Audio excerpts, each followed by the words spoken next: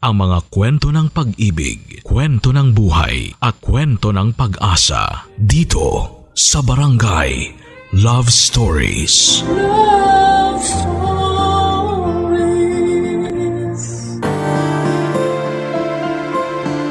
Minsan dahil sa kagustuhan nating manatili sa ating comfort zone, natututo tayong magsettle na lamang sa sitwasyong kinakalagyan natin. Napipilitan tayong tanggapin na lamang kung sino ang nandyan, kahit na hindi naman siyang nararapat sa ating puso. Ikaw kabarangay, titiisin mo ba ang pagmamahal na hindi sapat pero nakasanayan mo na?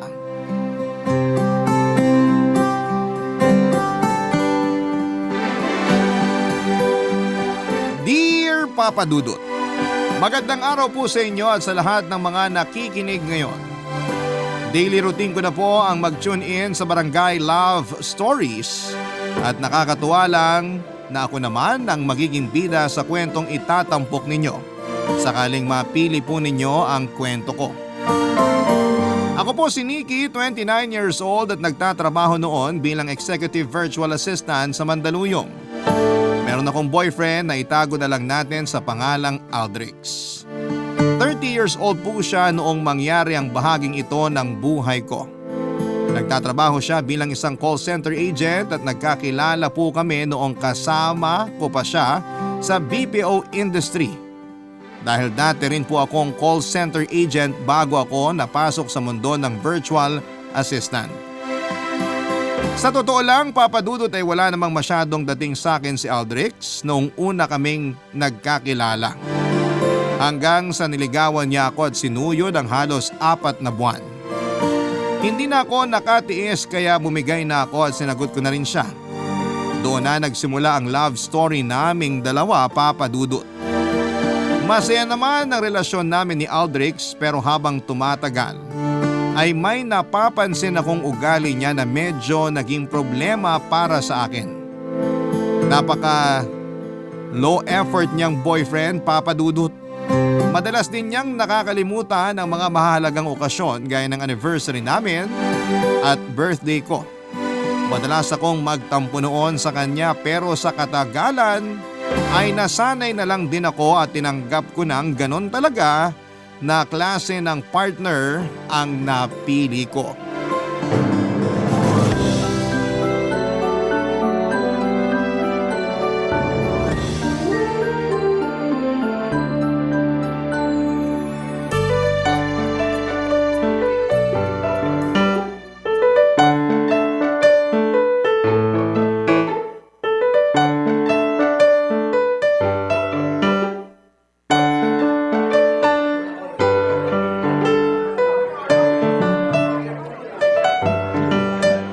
Nasaan na kaya yung si Suzy? Lumalamig na tong kape ko pero wala pa rin ah. Sis! Ay, salamat naman. Akala ko bukas ka pa darating eh. Pasensya na sis, pabeso. Makaupo na nga. Pinaliguan ko pa kasi yung inaanak mo bago ko iniwan sa lola niya. Alam mo naman, pag may bagets na, ang hirap ng lumabas ng bahay. Di bale, carry lang naman basta ikaw. Bakit ba kasi bigla ka nalang nag-ayang lumabas ngayon? Alam mo naman na kapag ako yung kasama mo, kailangan mo ako sabihan 3 to 5 business days bago yung mismong araw ng lakad. OA naman yung 3 to 5 business days. Eh kasi, ang tagal na kaya natin di nagkita. Mga 2 buwan na rin yata. Di ba pwedeng na-miss lang kita kaya bigla ako nag-aya? Oo na, na-miss din naman kita. So ano, kumusta ka na ba? Anong balita? Wala, ganun pa rin naman eh. Uy, bakit ba tayo nagkita? Sana nag-text-text na lang tayo, di ba? So, ito na nga. Yan! Dapat ganyan. Actually, anniversary namin ni Aldrix ngayon eh. Teka, February 6? Ay, oo nga no. Uy, bakit nandito ka? Wala eh, nakalimutan niya yata. Hindi man lang niya ako binati ng happy anniversary bago siya pumasok sa work kanina. Maghapon din ako naghihintay sa bahay kung may darating bang flowers pero wala rin. Ano ba naman yang si Aldrix? Paano mo natitiis na ganyan yung boyfriend mo? Minsan na nga lang yung anniversary na yan, kinalimutan pa. Baka naman hindi kinalimutan. Nakalimutan lang. Baka busy siya ngayon sa work o baka maraming iniisip. Ewan? Sis, hanggang kailan mo ba ipagtatanggol yung boyfriend mo? Hindi mo deserve yung ganyan, alam mo yan. Hindi naman sa pinagtatanggol ko. Binibigyan ko lang siya ng benefit of the doubt. Mabait naman si Aldrich eh. Tsaka, lagi naman niyang sinasabi sa akin kung gaano niya ako kamahal. Hindi ko naman sinabing hindi siya mabait. Pero syempre, kailangan mo rin ng taong ma-effort. Yung tipong hindi lang sinasabi sa'yo na mahal ka niya. Yung sanang ipinapakita rin, di ba? Sa bagay. Oo nga. Tandaan mo sis, actions speak louder than words.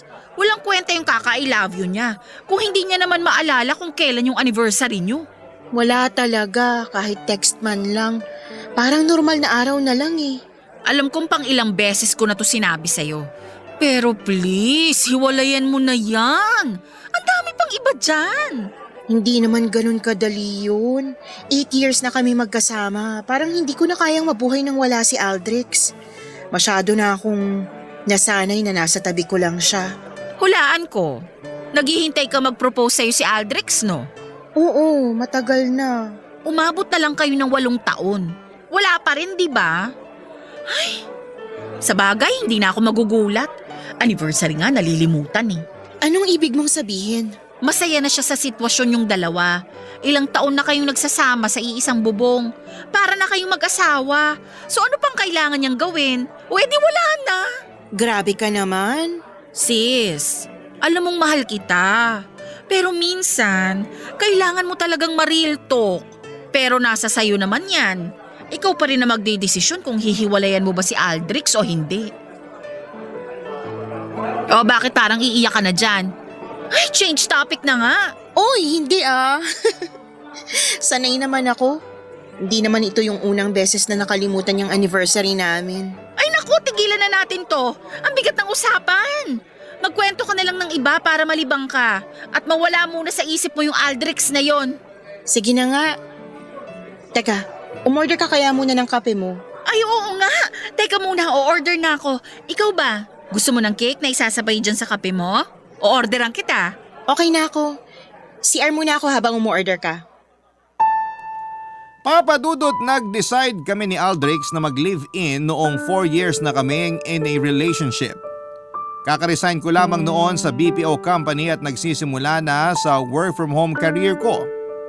Nakaka-stress din maging virtual assistant dahil nga na nasa bahay lamang at minsan ay mas nagiging mahabang oras ng pagtatrabaho ko. Pero okay lang sa akin dahil mas komportable akong magtrabaho sa sarili kong space kesa sa opisina. Nakakatakot lang dahil hindi stable ang trabaho ko bilang isang freelance virtual assistant. Anytime ay pwede akong mawalan ng kliyente. Kaya habang kumikita ako ng malaki noon ay sinasamantala kong mag-ipon para kung sakaling biglaan akong mawalan ng trabaho ay may panggastos ako hanggang sa makahanap muli ng panibago. Nang mga panahong yon ay mas malaki ang sinasahod ko kay Aldrich dahil US dollar ang rate ng sweldo ko. Kaya naman mas malaki ang hati ko sa upa ng apartment namin. Pati na rin sa bills at pang-grocery. Wala naman akong reklamo roon pero nakapagtataka lang na hindi sinasabi sa akin ni Aldrich ang mga bagay tungkol sa finances niya. Tuwing tinatanong ko siya kung ano ang pinagkakagastusan niya para sana ma-budget ko ang pera namin. Ayaw niya itong pag-usapan dahil private matter daw at hindi pa naman kami kasal. Para sa akin ay masakit yon dahil sinasabi ko naman sa kanya lahat ng mga expenses ko.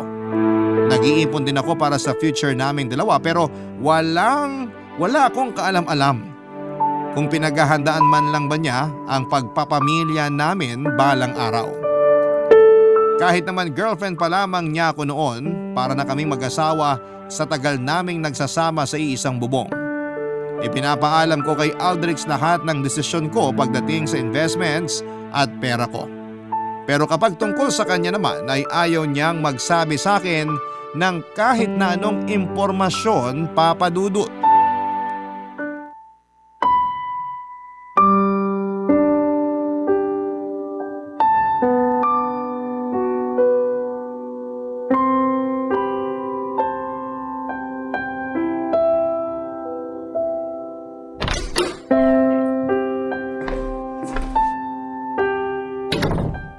happy anniversary.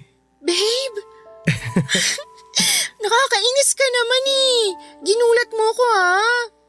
Kaya ba buong araw ka walang paramdam kasi may ganito kang plano? Nagustuhan mo ba? Oo naman, babe. Ang ganda. May pa-flower petals at kandila ka pa sa sahig. Special na special talaga. Siyempre naman. Thank you ah. Akala ko talaga nalimutan mo na naman yung anniversary natin eh.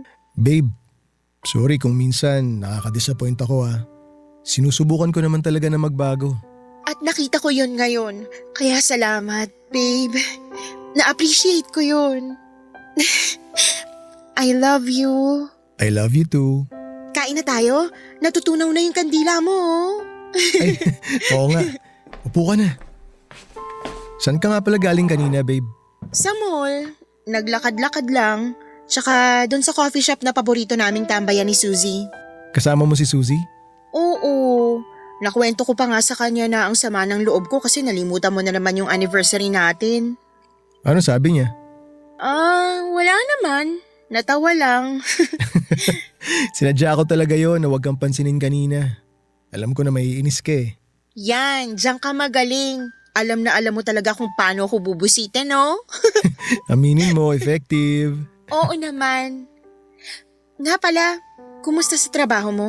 Actually, nakalive ako ngayon. Ha? Para maasikaso mo to? Oo. Baliw ka talaga. Pag uwi ko kanina, susurpresahin sana kita kaso wala ka naman. Kala ko di ka na uuwi eh. Kung ganon, matagal mong pinagplanuhan to? Oo. Buti nga umalis ka kanina kasi mas nagkaroon ako ng oras para ihanda tong surprise ko sa'yo dito sa bahay. Thank you talaga, babe. Ito na siguro yung best anniversary surprise mo sa akin ever. Special sa akin tong araw na to. Pinaghandaan ko talaga kasi may sasabihin sana ako sa'yo. Ano yun? Babe, 8 years na rin tayo magkasama. Kaya sa tingin ko oras na para gawin ko to. Ikaw na kasi talaga yung gusto kong makasama habang buhay. Babe, teka. Bakit may sing-sing ka? Babe, will you marry me? Yes! Siyempre, yes!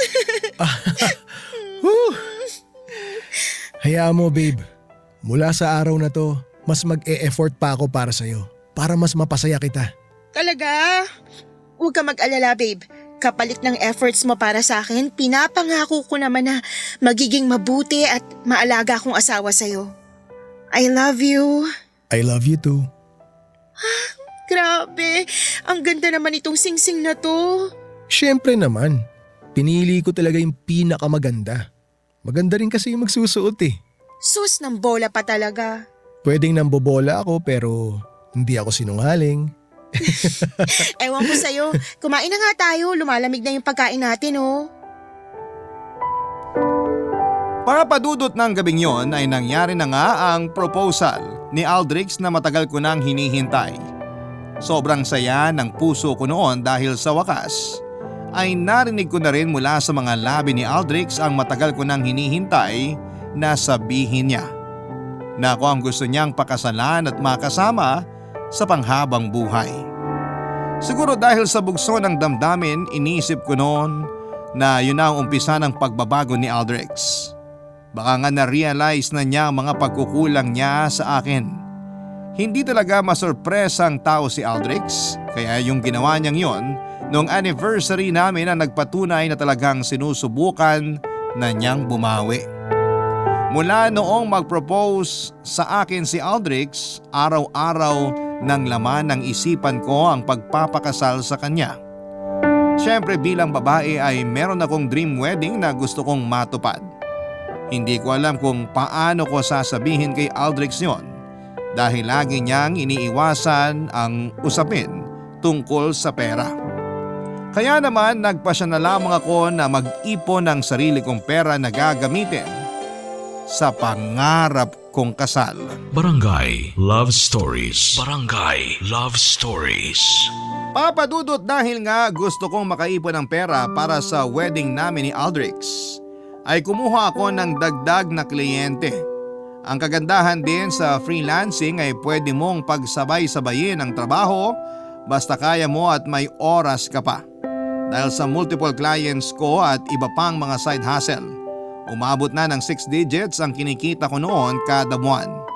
Kaso nga lang, gaya ng pagdoble ng sahod ko, dumoble din ang stress ko sa trabaho, Papadudot. Hindi rin talaga madaling makisama sa boss, lalo na kapag ibang lahi. Madalas kaming mag-away ni Aldrix ng mga panahong yon. Dahil lagi akong wala sa mood, dala na rin ng pagod.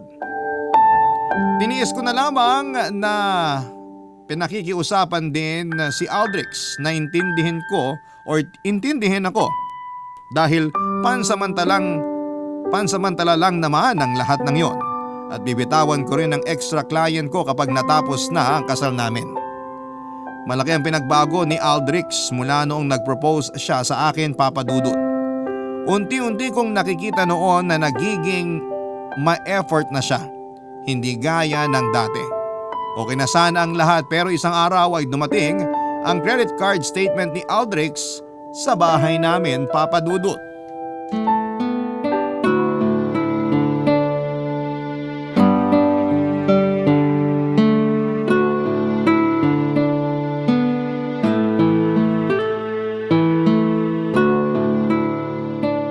Teka, bigla akong na-miss si Suzy ah.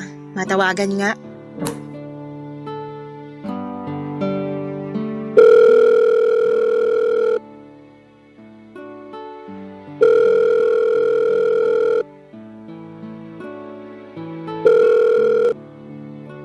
Hello sis, napatawag ka. Oo nga eh, na-miss kasi kita bigla. Kumusta na? Ayos naman, ikaw ba? Lagi pa rin ba kayo nag-aaway ni Aldrix? Hindi na. Kapag nagkakainitan kami ng ulo, humihingi na lang ako ng pasensya. Grabe lang talaga ang pagod ko nitong mga nakaraang araw. True! Nagulat nga ako na napatawag ka ngayon eh. 2:00 pa lang ng hapon no? Hindi ba ganitong oras yung tulog mo? Oo. Nagliligpit lang ako dito sa bahay. Matutulog na rin ako maya-maya. Ganun ba? Ibababa ko na pala tong tawag para makapagpahinga ka na. Teka sandali, may tatanong ako sa'yo. Ano yun? May dumating kasing rider kanina. Dineliver yung ano, Yung ano? yung ano bang tawag dito? Yung credit card statement ni Aldrix. Wala siya ngayon sa bahay kaya ako na muna yung tumanggap. Itatanong mo ba sa akin kung dapat mong buksan? Oo, kilalang kilala mo talaga ako, no? Sis naman, alam mo naman ang sagot ko dyan. Siyempre, oo! Iba yung pakiramdam ko eh. Kinakabahan ako. Tsaka baka mamaya magalit siya sa akin kapag nalaman niyang binuksan ko tong credit card statement niya.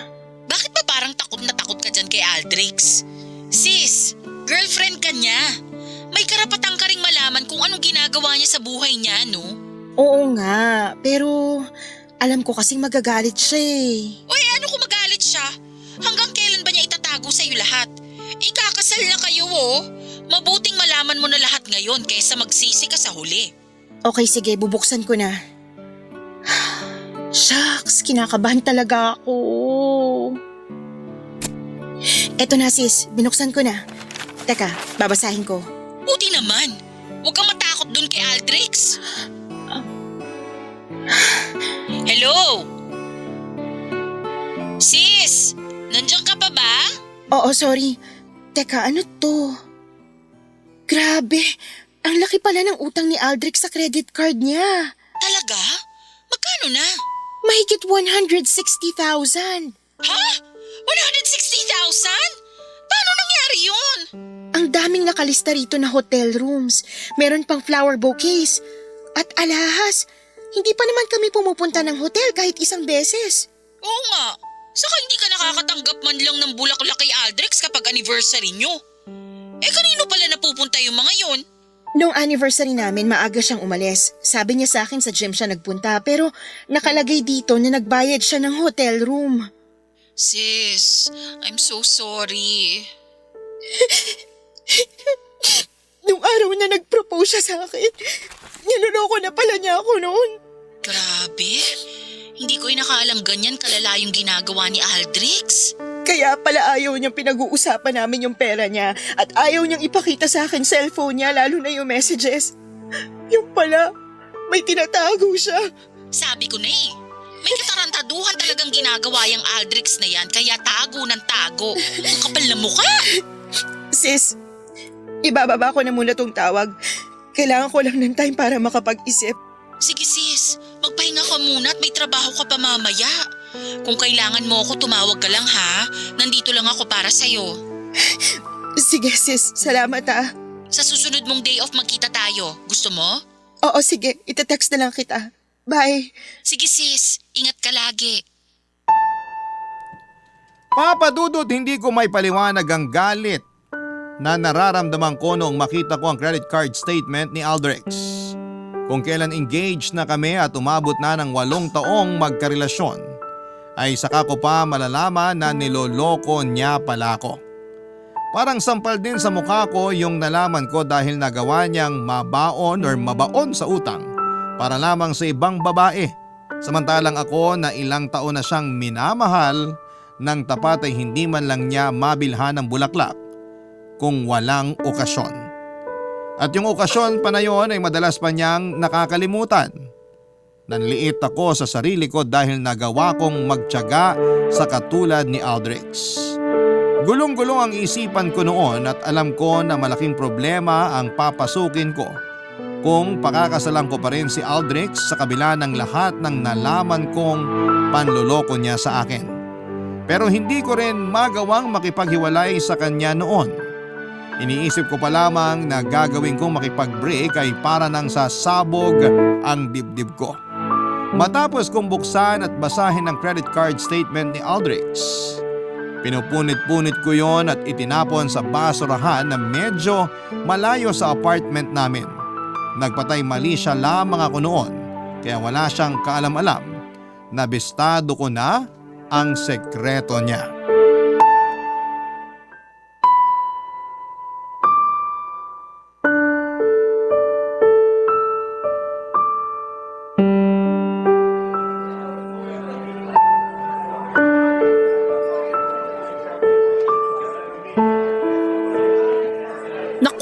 Talagang magpapakita sa akin yung hayop na Aldrich na yon. Malilintikan talaga siya sa akin. Hindi ko inakala na magagawa niya sa akin yun. Ang tagal na namin. 8 years. Kailan pa kaya niya ako niloloko? Baka matagal na tapos wala ka man lang kamalay-malay. Anong sinabi niya sa'yo nung kinumpronta mo siya? Hindi ko pa sinasabi sa kanya. Hindi ko alam kung paano ko sasabihin eh. Ha? So kunwari okay lang kayo araw-araw sa bahay? Parang walang nangyari? Ganun? Oo. Paano mo natitiis na hindi suntukin yung mukha ng kumag na yon? Hindi ko talaga kayang hiwalayan si Aldrich. Mahal na mahal ko pa rin siya. Hindi ko alam kung bakit pero kahit anong galit ko sa kanya ngayon, hindi ko pa rin talaga siya kayang mawala. Sis, tatapatin na kita. Huwag ka magagalit ha. Sige. Sis, tanga ka ba? Bakit pa pinapahirapan yung sarili mo? Tanga na akong tanga. Pero siguro naman, pwede ko pa rin siyang patawarin, di ba? Kaya nga siya nag-propose sa akin eh. Ibig sabihin, ako yung gusto niyang pakasalan. Hindi naman yun yung issue, sis. Sige, sabihin na nating patatawarin mo siya sa panluloko niya. Pero paano yung mga utang niya? Okay lang naman sa akin eh. Anong okay? Nahihibang ka na ba talaga? Kapag kinasal na kayo, lahat ng utang niya, utang mo na rin. Paano yan kung may utang pa siya sa iba? Baka mamaya milyon-milyon na pala, pero hindi mo pa alam. Hindi naman siguro. Anong hindi? Tumagal nga kayo ng 8 years na wala kang kamalay-malay sa katarantaduhang pinagagagawa ni Aldrich eh. Hindi imposibleng may iba pang tinatago sa iyo yon. O ba't hindi ka nagre-react dyan? Hindi ko alam. Hindi ko na alam kung anong sasabihin ko. Pag-isipan mo ng mabuti, sis. Hindi lang si Aldrich ang pakakasalan mo. Lahat ng problema niya, utang niya, kasama lahat yon. Package deal, kumbaga. Isa pa ha, kung nagawa ka niyang lokohin ngayon, kaya niyang ulitin yon kahit kasal na kayo. Alam ko naman yun. O tignan mo ako. Inanakan na nga't lahat. Sumakabilang bahay pa rin yung demonyo kong ex. Walang makakapigil sa isang cheater. Kahit kasal kayo at may anak na, maglolo ko pa rin siya kung gusto niya. Kaya ikaw, naku, umexit ka na habang maaga pa. Sinusubukan ko naman eh. Gusto ko talaga makipaghiwalay, promise. Hindi ko lang talaga alam kung paano. Eh di sabihin mo sa kanya, nakita mo yung credit card statement at huli mo na siya. Tapos makipaghiwalay ka na. Siguro, saka ko na lang sasabihin pag tapos na yung kasal. Parang wala ka naririnig sa mga sinasabi ko kanina. Ang point ko nga, makipaghiwalay ka na ngayon para hindi na matuloy yung kasal. Mas mahihirapan ka nang kumawala kung kasal na kayo. Nagigets mo ba? Kaya ko naman siyang patawarin sa pambababae niya eh. Yung sa utang niya naman, tutulungan ko na lang siyang bayaran yun. Hindi ko muna bibitiwan yung extra kong client. Labag man sa loob ko, pero buhay mo yan, sis. Sinabi ko na yung tingin kong gigising sa'yo sa katotohanan pero mukhang wala pa rin eh. Sana hindi mo pagsisihan yung desisyon mo. Gulong-gulo na talaga ako. Bahala na.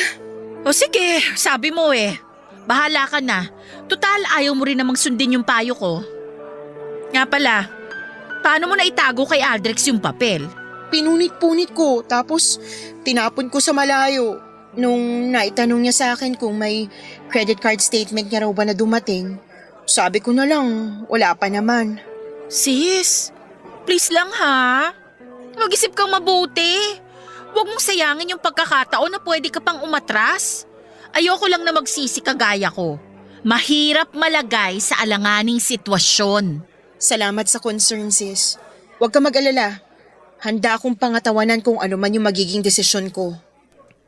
Papa Dudut, lumipas ang ilang buwan noon at hindi ko pa rin kinokompronta si Aldrich. Nagplano na kami para sa kasal at nakatakda na mangyari yon in 2 weeks.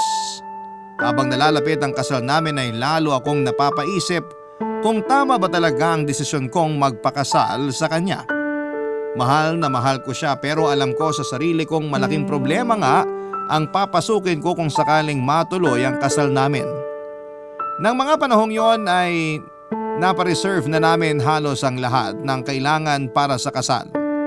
Pero habang unti-unti kong napagtatanto na hindi ako dapat magpakasal kay Aldrich ay mas lalo naman akong naiipit sa sitwasyon dahil masasayang lahat ng pagod at ginastos namin sa paghahanda sa kasal, Papa Dudut.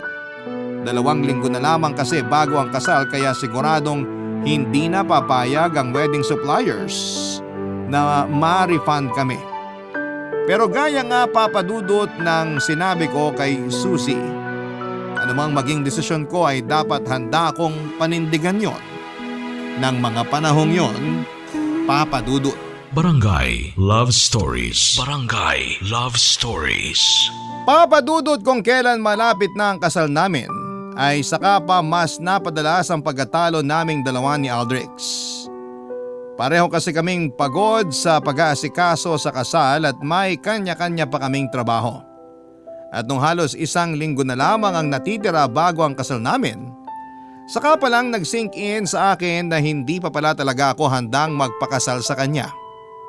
Natauhan ako noon na hindi pala tama na magtiis ako sa tinitipid na pagmamahal mula sa taong sanay na sana'y makakasama ko sa panghabang buhay.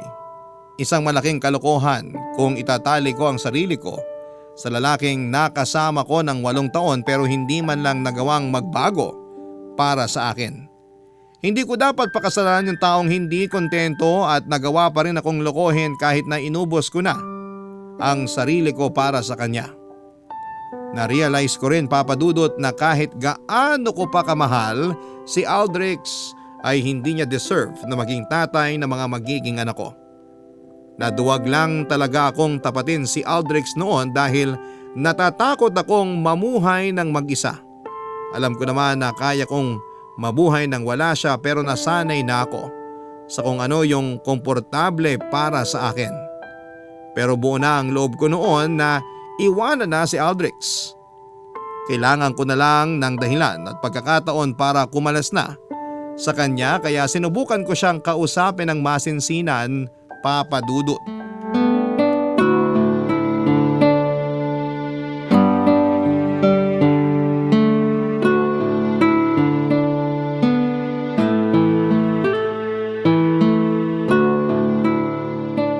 All set na ba tayo para sa kasal? Wala na ba tayo nakalimutan? Mukhang wala na. Okay. Babe, may sasabihin ako sa'yo. Ano yun? Gusto ko sanang pag-isahin na yung savings natin. Total, ikakasal na rin naman tayo. Bakit naman? Anong bakit naman? Ang ibig kong sabihin, hindi ba pwedeng patapusin na muna natin yung kasal bago natin pag-usapan yan? Kapag kinasal na kasi tayo, ako na rin hahawak ng pera nating dalawa. Mas okay yun kasi ako naman talaga yung namamalengke at nag-aasikaso sa mga bayarin natin.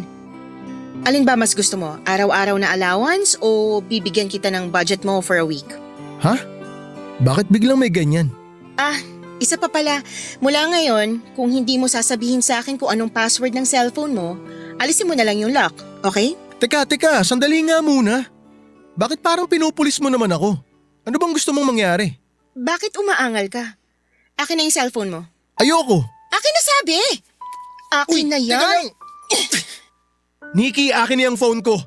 Anong password nito? Hindi ko kailangan sabihin sa'yo. Anong password nito? Bakit ko ibibigay? Personal kong gamit yan eh. Bigyan mo naman ako ng kahit na konting privacy lang. Gagawin mo pa akong tanga? Alam kong pinaglololoko mo ko, Aldrix. Kaya buksan mo tong phone mo bago ko pabasagin sa pagmumukha mo. Ayoko sabi! Ayaw mo ah. Uy! Bakit mo binato sa sahig? Ayaw mo nun? Sa sahig ko binato kaysa sa mukha mo? Wala kang karapatang sirain yung gamit ko. Hindi ikaw ang bumili niyan. Kung ayaw mo rin naman ipakita sa akin yung laman yan, di sirain ko na lang. Sa dami ng katarantaduhang ginawa mo sa akin, kulang pa yung cellphone mo para makabawi. Ano bang sinasabi mo? Wala naman akong ginagawa sa'yo ah. Tama na! Matagal ko nang alam. Nakita ko yung credit card statement mo, kaya magsabi ka na ng totoo. Kailan mo ba ako niloloko? 4 years na. 4 years? Tapos hindi ko man lang nalaman. Babe, pakinggan mo muna ako please. Wala na akong iba ngayon. Ikaw lang talaga yung mahal ko. I'm sorry. Minahal mo ba talaga ako, Aldrix? Oo naman. Kaya nga eto, ikakasal na tayo. 'Di ba? Mahal mo ba talaga ako? O nandito ka lang kasi ako lang yung nagtiyaga sa'yo? Nikki, hindi naman sa ganun. Sabihin mo na lang yung totoo! Nikki, I'm sorry. Alam mo kung ano yung masakit? Hindi ka man lang nagdadalawang isip na gumastos para sa ibang babae. Pero pag para sa akin, tipid na tipid ka. Gusto mo atang ipurol muna ako bago mo ako mabilhan ng bulaklak eh. Binibigyan naman kita ng bulaklak ah. Hindi yun yung point ko! Babe, wag na nating pagtalunan to. Oo, sige, inaamin ko na. Nagkamali ako sa'yo. Kaya ko namang magbago eh. Patawarin mo na ako. Hindi na to mauulit. Please. Hindi na talaga ito mauulit kasi hindi ko nahahayaan. O teka, bakit hinuhubad mo yung engagement ring mo? Babe, teka lang. Pag-usapan muna natin to. Hindi na! Maghiwalay na lang tayo. Ito, isasauli ko na lang tong singsing sa'yo. Mas kailangan mo yan. Ibenta mo para makabayad ka ng utang. Babe, please. Wag mong gawin to. Magbabago ako. Promise. Meron kang 8 taon para magbago. Pero hindi mo naman nagawa, di ba? Siguro yan ka na talaga. Salamat na nang sa 8 years pero hanggang dito na lang tayo. So ano? Baliwala na lang sa'yo yung 8 taon? Wala man lang ba ako nagawang tama o nagawang mabuti para sa'yo kahit minsan? Sa tono mo, parang gusto mong palabasin na ako pa yung masama ah. Huwag mo kong simulan. Mabibilang ko sa 10 daliri yung pwede mong isumbat sa akin pero kapag ako yung nanumbat sa'yo, baka hanggang bukas tayo rito. Hindi naman sa nanunumbat ako. Pero hindi ka ba nangihinayang sa 8 taon natin? Hindi. Bakit ako manghihinayang matagal ko nang pinaglalamayan tong relasyon natin? O paano yung kasal? Kung kailan maayos na yung lahat, tsaka pa nangyari to. Paano yung mga ginastos natin para dun? Huwag mo nang intindihin yon. Halos lahat naman ng ginastos para sa lintik na kasal na yan pera ko. Susubukan kong kausapin yung suppliers kung papayag pa sila na mag-refund tayo. Ibabalik ko sa'yo kung magkano yung naiambag mo. Nikki, I'm sorry. Sana mapatawad mo ako. Hindi ko na kailangan gawin yon. Wala na akong nararamdamang kahit ano sa'yo. Kahit galit. Kasi para sa akin, parang hangin ka na. Papadudot na cancel ang nakatakda naming kasal at umalis na rin si Aldrich sa apartment. Isang linggo lang matapos naming maghiwalay noon. Sa totoo lang ay parang gumuho ang mundo ko noong maghiwalay kami, pero at the same time ay may nawala ring bigat sa puso ko. Nakahinga na po ako ng maluwag, Papa Dudut. Kinausap ko ang mga wedding supplier namin para mag-refund. Pumayag naman sa full refund ang iba, habang yung iba naman ay partial refund na lamang. Binatawan ko na rin noon yung extra kong client para makapagpahinga. Nilaan ko na lamang ang oras ko sa pagsisimula ng isang small clothing store bilang negosyo. Ginamit kong puhunan sa negosyo kong yon ang mga nakuha kong refund sa wedding suppliers. Sinubukan kong bumangon ng paunti-unti at mahirap talaga sa umpisa. Pero para sa akin ay yon ang tamang desisyon na gawin, at sa pagkakataong ito ay sarili ko naman ang pinili ko, Papa Dudut.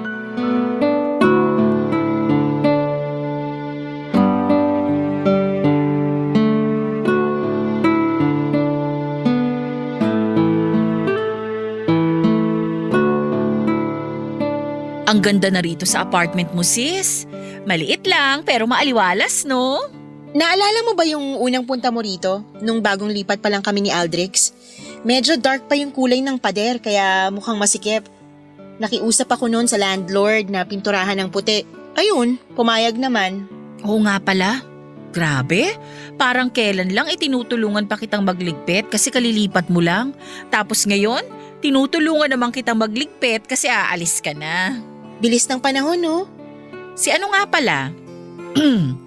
Si Aldrich, kumusta na? Nasa na yun ngayon? Hindi ko alam eh. Block na siya sa lahat ng social media ko. Wala na akong balita kung nasa na siya ngayon. Ay, nakakatuwa naman. Bakit? Wala lang. Doon kasi kapag pinag-uusapan natin si Aldrich, busangot lagi yung mukha mo. Lagi kasing problema yung topic natin. Oo nga eh. Akalain mo yon? Muntik pa akong ikasal sa kanya. Ngayon, hiwalay na kami at may kanya-kanya ng buhay.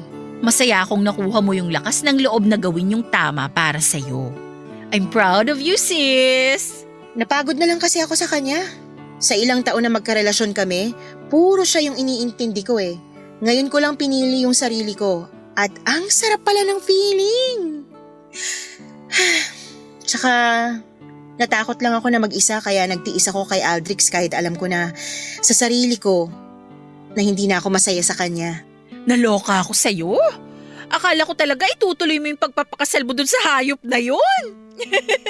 Kung nagkataong natuloy yon tapos kinuha mo akong bridesmaid, naku! Masasabunutan ko siya pag nakita ko. Kung natuloy yung kasal namin, ihanda mo na yung gamot mo sa acid reflux kasi siguradong linggo-linggo tayong nasa coffee shop para pag-usapan lahat ng problema naming dalawa. Parang ang tagal na nung huli akong naging ganito kasaya. Buti na lang ginawa ko yung tamang desisyon. Wala akong pinagsisisihan.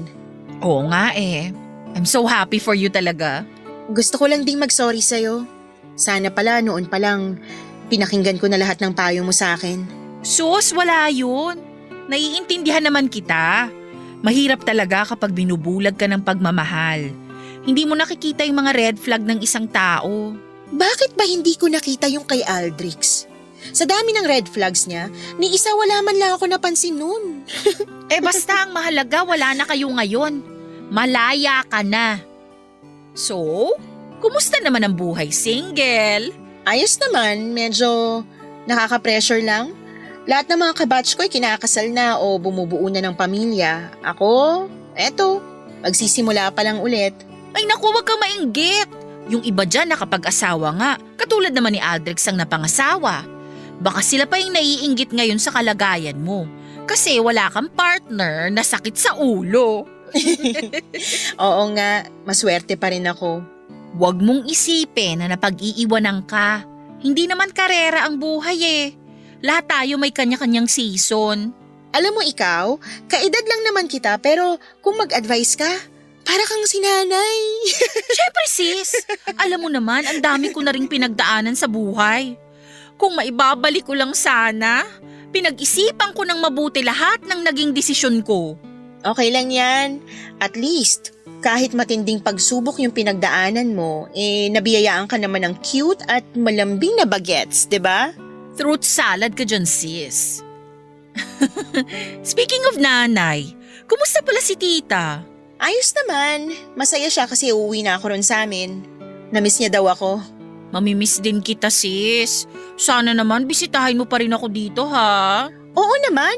Mag-iipon nga ako para bumili ng sasakyan. Kung gusto mo, everyday pa kitang puntahan dito eh. Nakakainis naman. Mamimiss talaga kita, girl. Sis, wag OA. Lapit lang ng Pampanga eh. Kahit na, mamimiss pa rin kita lagi. Magligpit na nga tayo. Puro tayo kwento. Mabuti pa nga. Papadudot matapos kong umalis sa apartment na inuupahan ko noon ay umuwi muna ako sa mama ko sa Pampanga. Sinusulit kong bumawi sa kanya para sa mga panahong hindi ko siya nakasama. Nag-boom din noon ang negosyo kong clothing store na sinimulan ko lang naman para sana malibang. Nabawi ko na ngayon yung lugi ko sa mga nagastos ko sa kasal namin ni Aldrix na hindi naman natuloy. Nakakuha na rin ako ng sarili kong property sa isang subdivision. Under construction po sa kasalukuyan ang pinapagawa kong bahay. Regalo ko yon sa sarili ko at reward para sa lahat ng paghihirap ko sa trabaho. Marami akong natutunan sa mga pinagdaanan ko. Sabihin man ng iba na napag-iiwanan na ako dahil magti-30 na't wala pa ring sariling pamilya, masasabi ko naman na ginawa ko ang tamang desisyon para sa sarili ko. Proud ako na hindi ako nagkamali para lang makasabay sa iba. Lahat naman kasi tayo ay may kanya-kanyang buhay kaya walang nauuna at wala ring nahuhuli. Aaminin ko na isip kong ituloy noon ang kasal kahit na alam kong niloloko ako ni Aldrix dahil po sa pressure. Inisip ko magsettle na lamang dahil baka wala na akong makilalang iba kung maghihiwalay kami. Pero mas okay na sigurong maging matandang dalaga kesa habang buhay na magtiis sa maling tao. Sa ngayon papadudod ay ine-enjoy ko na ang pagiging single at sinusubukan kong gawin lahat ng mga bagay na hindi ko pa nagagawa sa tanang buhay ko. Nagta-travel din po ako ngayon kapag may pagkakataon. Madalas sa local destinations at minsan naman ay international. Sinusulit kong magpakadalaga sa ngayon para kung dumating man ang panahon na makilala ko na kung sino ang pakakasalan ko ay masasabi ko na nagawa ko na ang lahat ng kailangan kong gawin bago ko bumuo ng sarili kong pamilya. Papadudot maraming salamat sa Barangay LS sa pagbabahagi ng aking kwento sa inyong programa na Barangay Love Stories. Kung may nakikinig man ngayon na nasa kapareho ng sitwasyon ko, gusto ko lang sabihin na lagi ninyong piliin kung ano ang makakabuti para sa inyo. Yung tiyak na tama at hindi ninyo pagsisisihang desisyon sa buhay. Ang inyong forever, kapuso at kabarangay, Nikki. Nagustuhan ng iyong napakinggan? Ituloy yan via live stream sa www.gmanetwork.com/radio.